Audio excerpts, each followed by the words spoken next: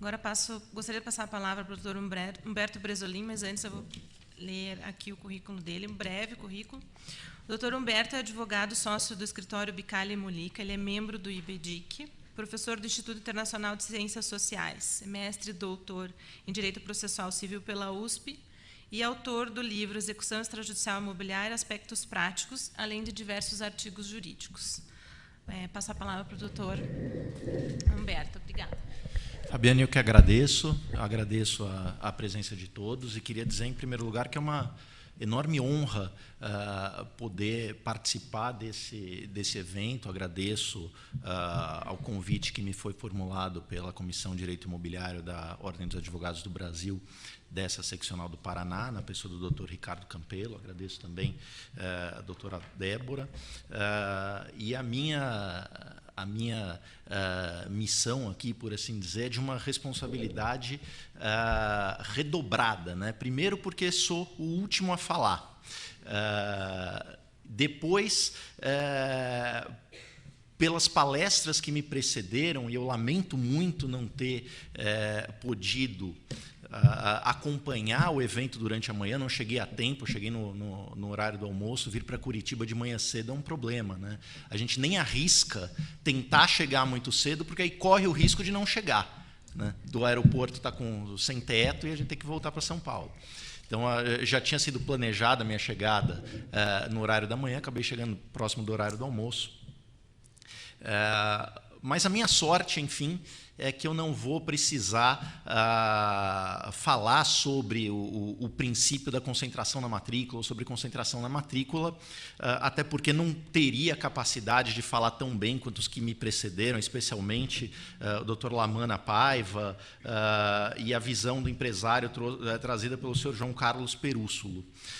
Mas a gente que milita na área, né, sempre tem fica com aquela coceira de querer trazer algum comentário, algum palpite, alguma coisa adicional. Então, com o parêntese de não ser o meu tema, eu vou falar de rescisão de compromisso de venda e compra, que também foi trazido pela Lei 13.097. Aliás, a Lei 13.097 ela traz um monte de coisa, né? Quem se interessou em examinar, tem artigo com disposições tributárias, tem artigos pertinentes à área de mercado de capitais, a criação da LIG, etc.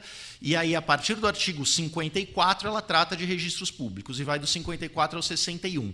No 62, ela trata da rescisão de compromisso de venda e compra. É isso que eu vou falar. Mas, voltando ao parêntese, nós, advogados militantes na área, e, sobretudo, advogados de incorporadores imobiliários, quando ainda da época da promulgação da medida provisória 656, lendo o texto, não a intenção da concentração da matrícula me parece salutar e não há o que dizer contra ela. Mas a maneira como foi positivada no nosso direito, primeiro pela medida provisória e depois por essa lei, me deixou muitíssimo preocupado. E eu, na ocasião, até tive a oportunidade de escrever um artigo do Valor Econômico dizendo que, na minha percepção, essa medida provisória e essa técnica, tal como positivada, ela acaba trazendo para o empreendedor imobiliário mais insegurança do que segurança. Com a exposição do Dr. Lamana Paiva, eu fiquei um pouco mais tranquilo. E depois, com as observações do Sr. João Carlos Perússulo, eu voltei a ficar preocupado. E me preocupa não apenas esse aspecto que foi tão bem destacado pelo Sr. João Carlos a respeito do risco de poluição da matrícula, por assim dizer. Eu comento em eventos dessa natureza e falando para empresários, imaginem se todas as ações em que adquirentes cobram do incorporador imobiliário restituição de comissão de corretagem fossem anotadas na matrícula. Quantas e quantas e quantas e por quanto tempo todas essas informações vão ficar lá? E a critério de quem? Né? O inciso 4 do artigo 54, que traz aquela possibilidade de averbação por ordem do juiz de ações, e o Dr. Lamanna Paiva falou de ações de conhecimento. Na nossa prática advocatícia, nós temos visto averbações em protestos, né, que estão lá hoje no livro 3 do Código de Processo Civil antigo, não reaparecem dessa forma no novo CPC, estão no processo cautelar, mas não são processos cautelares, são procedimentos unilaterais. É uma declaração do credor. Fala, olha, pretendo ajuizar uma ação condenatória que poderá levar o devedor à insolvência, mas como já tenho receio de que ele possa alienar o patrimônio, quero que averbe essa minha pretensão na matrícula. E os juízes, assim, na nossa experiência prática, não erram em dizer, em mais de 80% dos casos, deferem. E isso vai para a matrícula. Já ia no protesto contra a alienação de bens, tinha essa discussão, o Tribunal de Justiça do Estado de São Paulo era resistente em mandar averbar na matrícula protesto contra a alienação de bens, depois acabou vencido pelo STJ, né? Mas me parece que esse cenário de poluição da matrícula como um efeito colateral da boa ideia da concentração é um efeito preocupante, é algo que o legislador precisa atentar e precisa cuidar, e me parece que o risco de responsabilização patrimonial por uma anotação indevida não é suficiente. Não é suficiente para sanar depois o prejuízo causado ao empresário. E um outro ponto que me preocupa é o de que esse aspecto, pelas exceções que a lei traz e por não se tratar de uma presunção absoluta, na hipótese de não haver anotação alguma na matrícula, nem assim o adquirente de um imóvel, sobretudo o empreendedor imobiliário, seja ele um incorporador, seja ele um loteador, nem assim, por não estar alguma anotação na certidão de matrícula, estas figuras, especialmente, estão livres de fazer uma aquisição em fraude. Elas continuam tendo que fazer due diligence, sobretudo por conta da disciplina do artigo 55. Então, me parece que também por essa vertente a lei é preocupante. Mas eu, na verdade, agora fecho o parêntese com essas considerações e peço desculpas pelo tom não otimista, para poder falar, então, do tema que me toca particularmente, que é o tema da rescisão dos compromissos de venda e compra, e esse me parece um tema bem menos polêmico do que os efeitos positivos e negativos da técnica e da lei, mais do que da técnica, da lei tal como positivada no nosso ordenamento a respeito da concentração na matrícula. Numa casa de advogados e como advogado, eu vou pedir licença para vocês para falar de pé.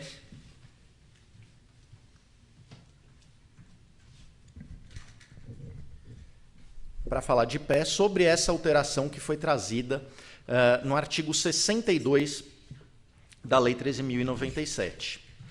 E a primeira coisa que eu queria compartilhar com vocês a respeito dessa novidade é o contexto, os bastidores do surgimento desse novo dispositivo legal, que tivemos a oportunidade de acompanhar, e que sempre são essas informações de bastidores, de contexto, de gestação, por assim dizer, de uma alteração legislativa, elas sempre são bastante elucidativas para que a gente possa compreender o alcance do dispositivo legal. E a primeira observação que a gente tem que trazer para entender o porquê desse dispositivo legal é que ele veio num momento de mercado imobiliário aquecido, coisa que a gente tem saudades, ou de que a gente tem saudades, mas que existia até o começo do ano passado, pelo menos.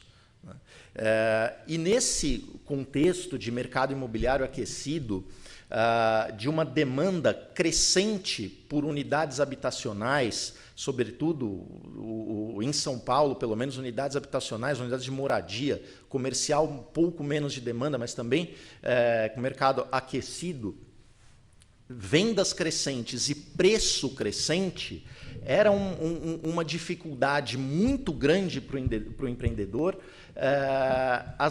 os obstáculos que ele encontrava para conseguir rescindir um compromisso de compra e venda em razão do inadimplemento do preço pelo compromissário comprador. O procedimento era um procedimento demorado, Tudo que o empreendedor queria, na hipótese de não pagamento do preço, era uma solução rápida que lhe permitisse recolocar o imóvel no mercado, e aí, nessa situação de mercado aquecido, a tendência era que o imóvel fosse reabsorvido rapidamente, fosse revendido rapidamente, né? Muitas vezes, e no mais das vezes por um preço maior do que ele tinha sido originalmente vendido. A restituição do valor pago ao compromissário comprador, seja no percentual de 75%, 80%, 90%, 100%, se o caso não era um problema no âmbito do mercado aquecido. O problema era retomar rapidamente o imóvel e poder recolocá-lo à venda. E isso levava a esse contexto, essa situação de buscar uma solução que tornasse esse procedimento de rescisão e retomada de imóvel mais célere, que levou à cogitação de mudanças no cenário legal para a rescisão do compromisso de venda e compra. Tá?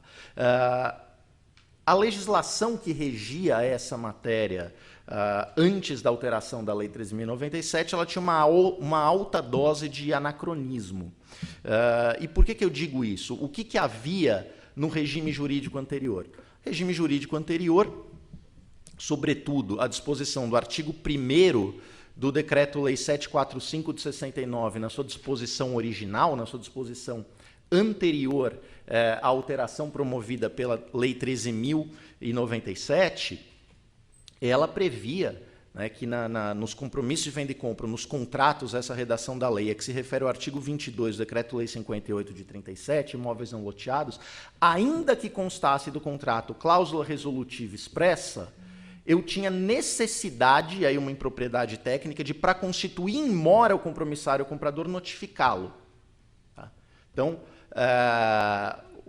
não bastava o inadimplemento para a constituição da mora, ou não bastava o não pagamento no momento do vencimento da obrigação, não bastava o não cumprimento da obrigação em seu termo para caracterizar a mora, e sim era necessário notificar para conceder prazo de 15 dias para a purga de mora.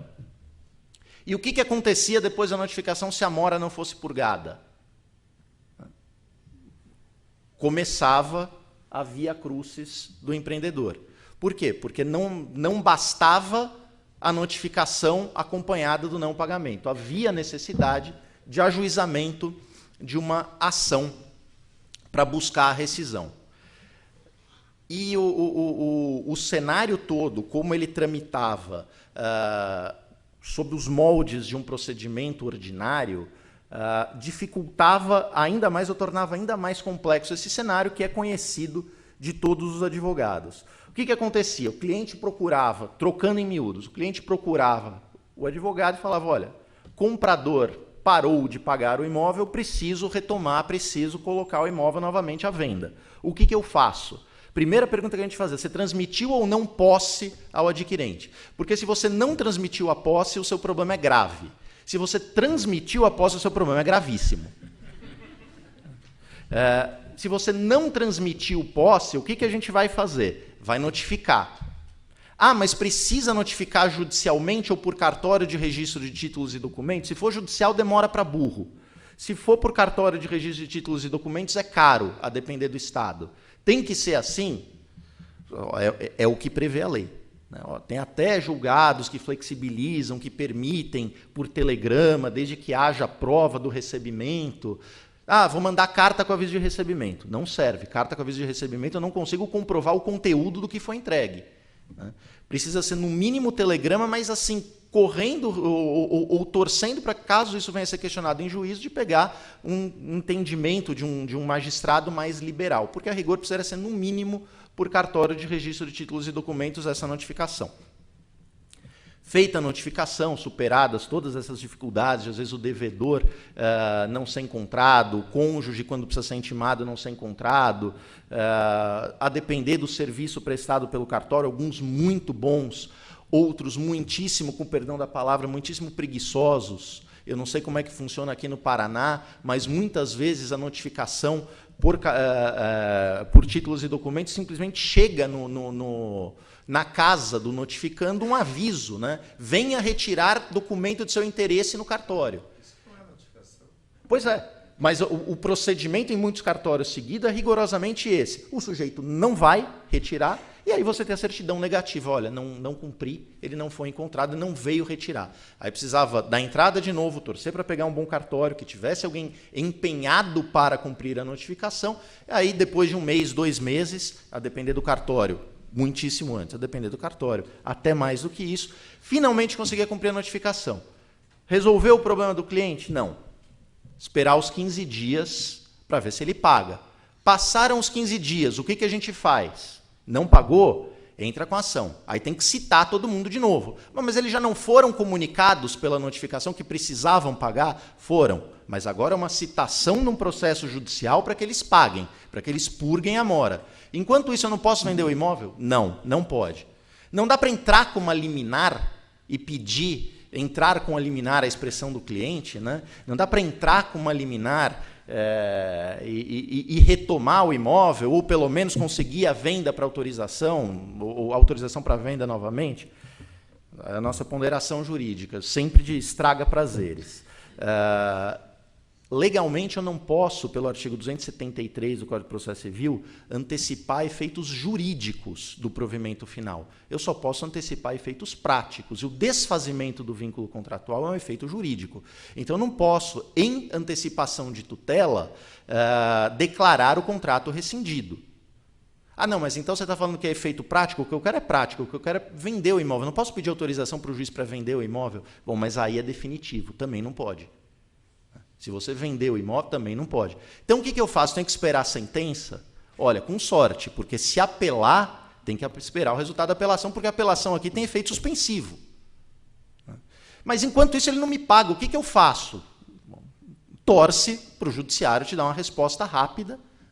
E em São Paulo, uma resposta rápida, eu sei que no Paraná o tribunal anda mais depressa, mas em São Paulo uma resposta rápida é 1 ano na primeira instância e 4 anos na segunda instância. São 5 anos com o compromissário comprador sem pagar, né? E sem que o empreendedor possa retomar o imóvel e aliená-lo. Pela cara de alguns dos senhores, eu não consigo ver todos aqui por causa que a luz ofusca um pouco, mas eu estou vendo alguns fazendo que sim com a cabeça, então acredito que tenham vivenciado essa situação como empreendedores ou como advogados. E se tivesse posse, como eu falei, aí o problema não era grave, aí o problema era gravíssimo, porque a STJ consolidou a jurisprudência no sentido de que só depois do trânsito em julgado da decisão que declarava o contrato rescindido é que se caracterizava o esbulho. E só aí, então, é que eu podia retomar a posse do imóvel. Aí a gente está falando de pelo menos 1 ano em primeira instância, mais 4 anos em segunda instância, mais 1 ano nesse vai e vem de entra com recurso especial, não é admitido, entra com ADD, até lá não transitou em julgado, até julgar ADD, embargos de declaração do agravo de decisão denegatória, etc. Né? Já foram lá 6 anos, 7 anos para conseguir, claro que eu estou falando de situações extremas, mas que aconteciam, para conseguir retomar esse imóvel. Isso para o empreendedor era terrível, não preciso dizer para os senhores. Mas mesmo para o adquirente, mesmo para o comprador, não era necessariamente um bom negócio. É que muitos não se davam conta disso. E não era um bom negócio porque em algum momento, ainda que tardasse, a conta chegava. E a conta era alta e ele tinha que pagar. Né? Não pagar digo preço para não perder o imóvel, mas sobretudo nos casos que ele tinha posse do imóvel e ficou 5, 6, 7 anos no imóvel, ele tinha direito de ter restituído uma parcela do preço que ele pagou, a não ser que ele tenha dado causa, e nessa hipótese do inadimplemento por culpa dele, ele deu causa, vai receber um percentual do que ele pagou, mas ele tem que indenizar o alienante pelo tempo que ele ficou no imóvel. E aí, pagar aluguel de uma vez, de um período acumulado de 6, 7, 8 anos de ocupação, era um montante de dinheiro expressivo. Então, mesmo para o adquirente do imóvel, esse cenário de demora para a resolução do problema era um cenário perigoso. Como eu disse, muitas vezes o adquirente não se dava conta de que a conta ia chegar e de que a conta ia ser alta. Mas se ele tivesse patrimônio, a conta chegava e depois ele percebia o tamanho, por assim dizer, do estrago e o quanto que ele tinha depois que indenizar. O sistema, então, era um sistema deficiente, né? Era um sistema que trazia uma série de dificuldades para o empreendedor. E quais eram as alternativas antes da alteração legal? As alternativas a se seguir esse procedimento que eu chamei de via crucis. O primeiro deles era descumprir a lei. E aí, confidenciando aos senhores, havia quem, não preciso dizer o nome, mas havia quem, alertado dos riscos jurídicos, preferia não ingressar em juízo. Bom, sou empreendedor imobiliário, vendi o imóvel, compromissei a venda. Aliás, o sujeito não pagou, notifiquei, ele não purgou a mora, eu vou colocar o imóvel à venda sim e acabou. E o que pode acontecer comigo? Bom, você pode ser processado civilmente e pedir uma indenização, e o adquirente pedir uma indenização. Ok. Eu posso ser processado criminalmente por ter alienado um imóvel antes da declaração de rescisão, etc. Tudo bem, também topo esse risco.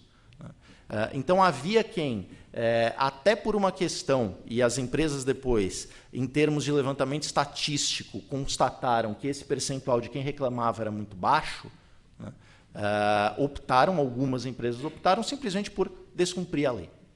Não vou entrar com ação, uma situação absolutamente injustificável, um prejuízo enorme pedir para o juiz que rescinde e que autorize a venda. Prefiro não pedir, prefiro simplesmente vender o imóvel e depois arcar com as consequências. Tá? Outros, um pouco menos radicais, por assim dizer, passaram a adotar o mecanismo dos leilões extrajudiciais, que não é, entre nós, um mecanismo que foi previsto para essa situação de inadimplemento de compromisso de venda e compra em situações normais. Essa disposição dos leilões extrajudiciais, que vem sendo usada, não só vinha, como ainda vem sendo usada na prática, e que ganhou intensidade em razão desse cenário de aumento de vendas e aumento de inadimplemento, ele foi trazido pelo artigo 63 da Lei de Condomínio e Incorporação, a Lei 4591 de 64, para a hipótese específica de incorporação a preço de custo, dando poderes para a comissão de representantes, para que a obra não parasse, para que pudesse ter recursos para continuar o empreendimento, que essa comissão de representantes levasse a leilão a fração de cota de terreno e correspondente parte construída daquele comprador inadimplente. Tá? Essa técnica que foi concebida e regulamentada de maneira miúda no artigo 63 e seguintes da Lei de Condomínio e Incorporação para essa hipótese específica de incorporação a preço de custo, em 1965, por força da Lei de Incentivo à Construção Civil, um artigo que às vezes as pessoas não conhecem, foi estendida essa técnica de lidar com o problema do inadimplemento, foi estendida para outras modalidades de contratos de construção e venda de habitações com pagamento a prazo. Mas isso lá em 1965, muito antes de se pensar em Código de Defesa do Consumidor. Tá? E aí, enfim, nessa segunda categoria, aqueles um pouco menos ousados, não vou descumprir totalmente a lei, mas eu vou tentar adaptar uma ferramenta legal concebida para uma outra situação e justificada por uma lei de 1965 para lidar com essa situação de inadimplemento de preço em compromisso de venda e compra. A terceira corrente, que foi a que proporcionou, que trouxe os frutos, por assim dizer, da alteração legislativa do artigo 62, foi a de mudar a lei. Então, precisamos fazer alguma coisa. Né? Não quero descumprir a lei e não quero o leilão extrajudicial porque entendo que ele não serve para essa situação. Quero mudar a lei. Né? Claro, várias comissões foram formadas, vários contatos feitos com representantes do Legislativo. Essa alteração específica aqui é preciso destacar a participação decisiva do senador Romero Jucá. E aí, essa terceira vertente acabou proporcionando a alteração vinda pelo artigo 62 da Lei 13.097, da qual a gente se ocupa agora. Mas antes de falar das alterações da 13.097, eu queria só que abrir esse parêntese, e é um tema interessante, eu não sei o quanto se pratica isso aqui no Paraná, por que os leilões extrajudiciais não serviam para essa situação? Né? Tal como adotado na prática, esse mecanismo do artigo 63 da Lei de Condomínio e Incorporação, ele estava sendo desvirtuado. Ele é um bom mecanismo, é um mecanismo que se justifica e que tem prestígio, tem respaldo do Poder Judiciário, sem dúvida alguma, nas hipóteses para a qual ele foi concebido originalmente, que é a de administração, a de construção por administração, de empreitada por administração, incorporação a preço de custo. Agora, fora dessas situações, em contratos em que se define o preço final do imóvel, sobretudo quando há relação de consumo, quando é um adquirente de um apartamento que compra o apartamento de um incorporador, para ficar na hipótese mais corrente aí da venda de imóveis novos, o que se pretende com o leilão, o que o empreendedor quer com o leilão diante do inadimplemento, não é encontrar outra pessoa para se subrogar na posição jurídica contratual do alienante e assumir aquele contrato a partir dali, que é o desenho pretendido pela lei de condomínio e incorporação. O que ele quer é a rescisão do contrato. Ele não vai fazer um leilão para buscar alguém que pague o maior valor possível por aquela posição jurídica contratual que permita suprir ou sanar a dívida do compromissário comprador e obter recursos para que ele possa colocar na construção e terminar o prédio.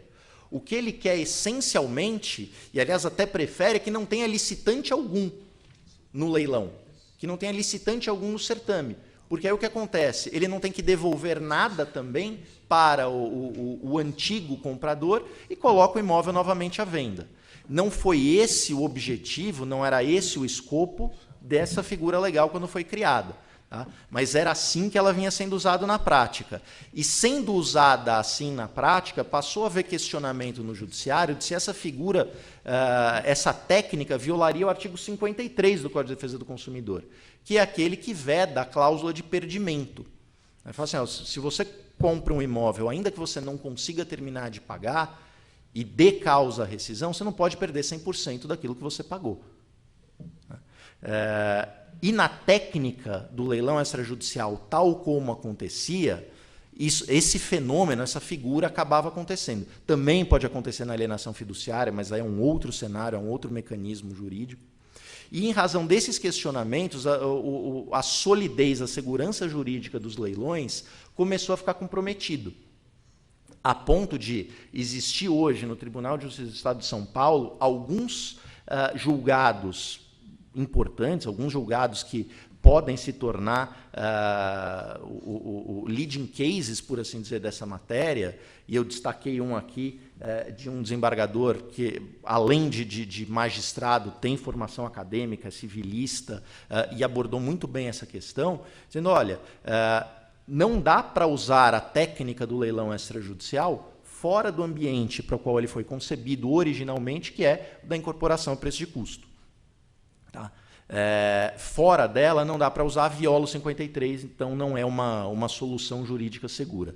Isso referendava aquela posição de que a gente não estava com um arcabouço legal suficiente para lidar com essas situações de rescisão de compromisso. Não cumprir a lei não era uma boa, usar o leilão extrajudicial não resolvia o problema. Então, a alternativa mesmo era mudar a lei.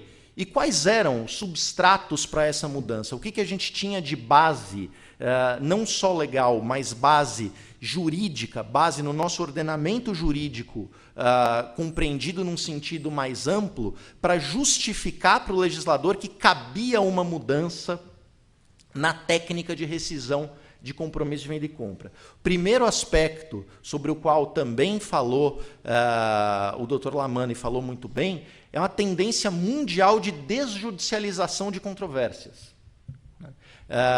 No mundo inteiro, e há algum tempo, isso não é novidade, nem é exclusividade nossa, se discutem mecanismos que permitam tirar do judiciário o primeiro contato, a primeira tentativa de solução do problema e buscam que essas soluções, que esses conflitos, que essas situações sejam resolvidas por meio de outras técnicas que prescindam da participação do juiz. O Dr. Lamana lembrou da hipótese do inventário extrajudicial, lembrou da hipótese de separação e divórcio. No direito estrangeiro, o que sempre se traz à tona foi a profunda reforma que houve na execução por quantia, sobretudo em Portugal, que se afastou o juiz da prática dos atos de execução. Indo mais longe, arbitragem, conciliação, mediação, técnicas alternativas ou técnicas ditas alternativas de solução de controvérsias que foram prestigiadas e são dos pilares que apoiam o novo Código de Processo Civil, né? Então, todo esse pano de fundo, todo esse substrato permitia argumentar com o legislador de por que não se adotar uma técnica para rescisão do compromisso de venda e compra que prescindisse do Poder Judiciário. Tá? Não precisamos ir ao Judiciário num primeiro momento. Em reforço dessa tendência mundial de desjudicialização de controvérsias, nós já tínhamos no ordenamento jurídico brasileiro uma série de mecanismos que justamente previam solução sem contato com o Poder Judiciário, solução extrajudicial para hipóteses específicas de inadimplemento de preço em situações de venda e compra de imóvel. Um deles eu já falei, que é o dos leilões extrajudiciais concebidos para a hipótese de incorporação a preço de custo e que depois foram estendidas para outras modalidades de alienação de imóvel, essa extensão mais questionável. Segundo, procedimento trazido no artigo 32 da Lei de Loteamento, da Lei 6766, procedimento que prevê, com protagonismo do cartório de registro de imóveis, o cancelamento administrativo do compromisso de venda e compra de lote por inadimplemento do comprador. Acredito que o Dr. Lamana deva ter experiências disso no cartório, e aí a lei trata minudentemente e dá atribuições ao cartório de registro de imóveis, atribuições importantes, inclusive de controlar se o preço pago pelo adquirente do lote foi devolvido, na hipótese dele ter pago mais de 1/3 do preço, a lei prevê que ele tem que devolver na íntegra, né? Então, o cartório de registro de imóveis, ele faz a notificação, ou ele controla se a notificação foi cumprida, explicando um pouco melhor esse mecanismo. Na venda de lote, né, de lote urbano, na hipótese regulamentada pelo artigo 32 da Lei 6766, não pago o preço e registrado o compromisso perante o cartório, faz-se uma notificação para que o adquirente purgue a mora. O cartório de registro de imóveis controla essa notificação e controla o prazo. Inclusive, o pagamento, em tese, pode ser feito no âmbito do próprio cartório de registro de imóveis. Então, ele sabe se pagou, se não pagou. Se não pagou, o alienante, o vendedor, pode pedir o cancelamento daquela venda e o cancelamento daquela verbação, né? Cancela-se. Agora, para registrar uma nova venda, o cartório de registro de imóveis exige que se prove, na hipótese de ter sido pago mais de 1/3 do preço, que se prove que o valor foi restituído, o preço pago pelo adquirente foi restituído a ele. Então, é um procedimento que é regulamentado, por assim dizer, de maneira minudente e que tem um protagonismo do cartório de registro de imóveis. Já existia na nossa legislação. Execução extrajudicial hipotecária, esse muitíssimo praticado e que tem o julgamento de sua constitucionalidade agora pendente no Supremo Tribunal Federal, depois de inúmeros julgados entendendo pela constitucionalidade.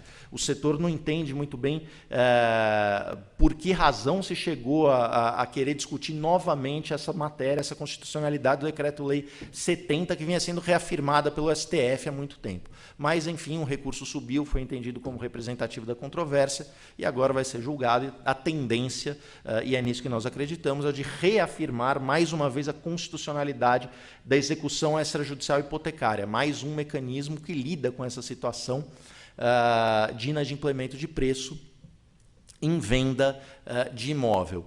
E, por fim, o mecanismo talvez o mais eficiente deles, o de execução extrajudicial de alienação fiduciária. que foi o tema de que eu me ocupei nesse livro mencionado pelo Dr. Ricardo, que eu deixo um exemplar aqui para que seja sorteado entre os senhores no final do evento. Todos esses elementos, todos esses instrumentos já previam a solução dessa chamada crise de adimplemento, né, de não pagamento de preço no compromisso de venda e compra, sem participação do Poder Judiciário. E mais do que isso, no Código Civil de 2002, um outro elemento que serve como pano de fundo para justificar como é que foi engendrada essa técnica de alteração legislativa, o Código Civil de 2002, não que ele tenha criado, já tinha no de 16, mas ele deu uma redação de maior destaque para a cláusula resolutiva expressa, no seu artigo 474, a dizer, né, que a cláusula resolutiva expressa opera de pleno direito e a tácita depende de interpelação judicial. Então, com base nesses fundamentos, com base nessas justificativas teóricas e legais, com esse substrato que a gente já tinha nesse nosso ordenamento, foi gestada a alteração que veio por força do artigo 62 da Lei 13.097. E que alteração foi essa? O que mudou, né? O que essa legislação, o que o artigo 62 trouxe de novo? O artigo 62 basicamente mudou a redação do artigo 1º do velho Decreto-Lei 745 de 69. E, a partir de então, a partir da Lei 13.097 de 2015, esse artigo 1º do Decreto-Lei 745 passou até a seguinte redação. Nos contratos a que se refere o artigo 22 do Decreto-Lei 58 de 37, ainda que não tenham sido registrados junto ao cartório de registro de imóveis competente, o inadimplemento absoluto do compromissário comprador só se caracterizará se interpelado por via judicial ou por intermédio de cartório de registro de títulos e documentos deixar de purgar a mora no prazo de 15 dias contados do recebimento da interpelação. Até aqui, apenas uma correção técnica. Antes falava em caracterização de mora, agora se fala em inadimplemento absoluto, porque em mora o devedor está a partir do momento do não cumprimento pontual da obrigação. O que a notificação faz é marcar esse tempo a partir do qual a ausência de purga da mora se convola em inadimplemento absoluto. Tá? Notificado, não purgou a mora, aí é que vem a grande novidade, no parágrafo único do artigo 1º do Decreto-Lei 745.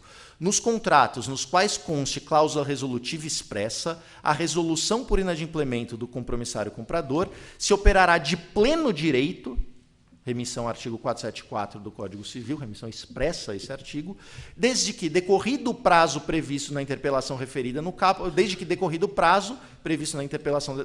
caput, sem purga da mora. Tá? Trocando em miúdos, o que isso quer dizer? Que se notificado o compromissário comprador para purgar a mora no prazo de 15 dias, ele não purgar, ele não adimplir a sua obrigação, ele deixar transcorrer esse prazo sem fazer o pagamento, o contrato está rescindido de pleno direito e acabou. Tá? Não há necessidade mais de ajuizar a ação judicial depois de se fazer a notificação e depois do decurso do prazo em habeas, sem purga de mora. Né? Não há necessidade de ajuizar a ação judicial, aliás, seria uma impropriedade, né? Para que se declare rescindido o contrato. Rescindido já está. E isso vale para compromissos registrados, e isso vale, por expressa determinação legal, também para compromissos não registrados. Então, no cenário atual, e essa a grande modificação, volto a dizer, a resolução se opera de pleno direito, desde que o contrato tenha cláusula resolutiva expressa, é evidente, essa cláusula tem que ser trazida no contrato, desde que exista notificação para purga de mora no prazo de 15 dias e desde que essa notificação reste desatendida, ou seja, que não haja o pagamento do preço. Antes que se diga que essa alteração é inconstitucional por afastar do Poder Judiciário a possibilidade de conhecer desse tipo de litígio, etc., o que acontece aqui, na verdade, e mais propriamente, a manifestação de uma técnica comum nesses fenômenos de desjudicialização, que é a chamada inversão do ônus de demandar. Essa alteração legal, promovida pelo artigo 62, no artigo 1º do Decreto-Lei 745, ao permitir a resolução de pleno direito, ela não fecha as portas do judiciário. Ela não impede ninguém de litigar. O que ela faz é inverter quem tem que entrar em juízo. E por uma razão social, econômica e jurídica perfeitamente defensável. O sujeito se compromete a pagar o preço de um imóvel. O sujeito não paga o preço do imóvel. O sujeito é formalmente notificado para pagar. Tem 15 dias para fazê-lo. Não paga e não faz nada, não entra com a ação, o contrato está rescindido. Agora, o que ele pode fazer se ele discordar daquilo que está sendo exigido dele? Ele entra com a ação. Ele, devedor, entra com a ação. Ele, uma vez notificado, busca o Poder Judiciário para dizer o valor está pago. Ou o valor não é esse, e aí tem que se valer, né, tem disposição legal específica, muitas vezes não lembrada pelos juízes, né, trazida no artigo 50 da Lei 10.931, de 2004, que prevê o que o devedor tem que fazer nesse tipo de situação. O que é incontroverso, ele tem que pagar para o credor. E o que é controvertido, como regra, ele tem que depositar em juízo, salvo um motivo que o juiz entenda como justificável. Então, ele foi constituído em mora para pagar o valor de R$200 mil, ele reconhece que 100 é devido e 100 não é, ele vai a juízo, fala, olha, o alienante do imóvel está querendo rescindir o compromisso, me cobrando R$200 mil, R$100 mil é devido, está pago para ele. R$100 mil não é devido, está depositado em juízo, ou não vou depositar em juízo porque isso decorre de cobrança de juros abusivos, ou isso ou aquilo, justifique se o juiz autorizá-lo a não pagar, ele não paga. Esse é o desenho do artigo 50 da Lei 10.931. Mas o que há aqui, então, e trocando em miúdos, é essa inversão do ônus de demandar. Para o empreendedor prejudicado pelo inadimplemento, né, basta a notificação, claro, desde que o contrato tenha a cláusula resolutiva expressa, prevendo claramente que, na hipótese de não pagamento do preço, esse mecanismo vai ser deflagrado, basta notificar o devedor, esperar 15 dias para ver se ele purga a mora, se ele paga o valor atrasado. Se ele não pagar e não ingressar em juízo e não houver ordem em sentido contrário, o contrato está rescindido de pleno direito e o imóvel pode ser novamente alienado. Tá? Resolve todos os problemas essa lei, e esse é o último ponto que eu queria destacar, até em razão do nosso horário. Não. Né? É claro que é um mecanismo muito singelo, que reclama até algum tipo de aperfeiçoamento que a doutrina e a jurisprudência vão se encarregar de fazer, como também vai acontecer com os dispositivos a respeito da concentração na matrícula. Primeira polêmica é a respeito da reintegração de posse. E se eu dei posse, notifico e posso tirar o sujeito de lá à força? Não posso. Eu preciso entrar com a ação. Atos de força, atos de império estatal, eu só posso buscar junto ao Poder Judiciário. O que muda radicalmente, e na prática, é o momento que a posse do devedor vai se tornar injusta. No regime anterior, só depois do trânsito em julgado da decisão que declarar rescindido o contrato. Agora, no regime atual, 15 dias depois da notificação sem purga da mora. Eu já posso ir ao judiciário para postular a posse do imóvel. Tá? E a devolução das parcelas pagas? Esse talvez seja o problema mais delicado trazido pela nova lei, porque ela não traz solução para isso, e o momento econômico também não é favorável para restituição, principalmente restituição de valor expressivo e de uma vez, né, das parcelas pagas pelo adquirente. Eu consigo alcançar o efeito rescisório por meio da notificação sem devolver o preço? Me parece que sim. Mas a lei não é clara nesse sentido. Eu sou obrigado a consignar o valor? Me parece que não. Consignação no direito brasileiro é faculdade, não é obrigação. Agora, se eu não consignar, o devedor de alguma maneira pode tentar impedir a nova alienação do imóvel, me parece que seria uma chantagem. Uma coisa, outra coisa, para falar no português claro. Se eu devo dinheiro a ele, a não ser que a venda daquele imóvel possa representar uma situação de inadimplemento minha, um risco de insolvência, melhor dizendo, para justificar que se impeça aquela venda ou que ela possa vir a ser tornada ineficaz em razão de fraude, uma coisa não deveria estar relacionada à outra. Tá?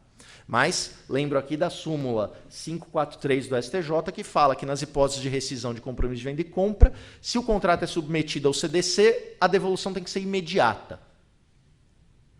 Mas até aí, imediata, logo depois da rescisão, ou ela condiciona a rescisão?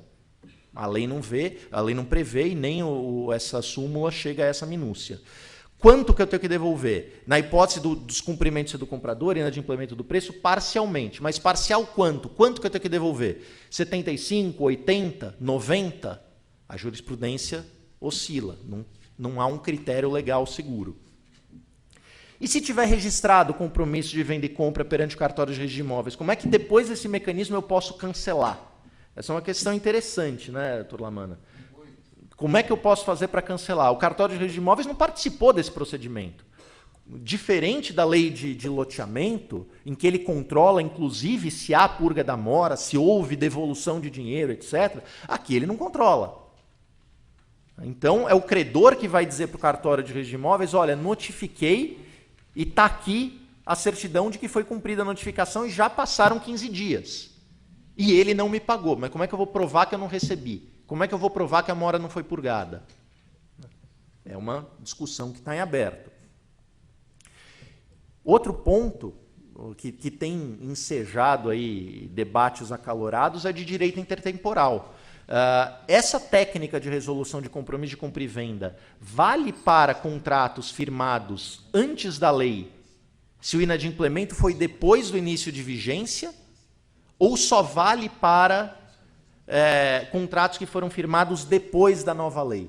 Também aí é uma questão polêmica que ainda não foi resolvida pelos tribunais.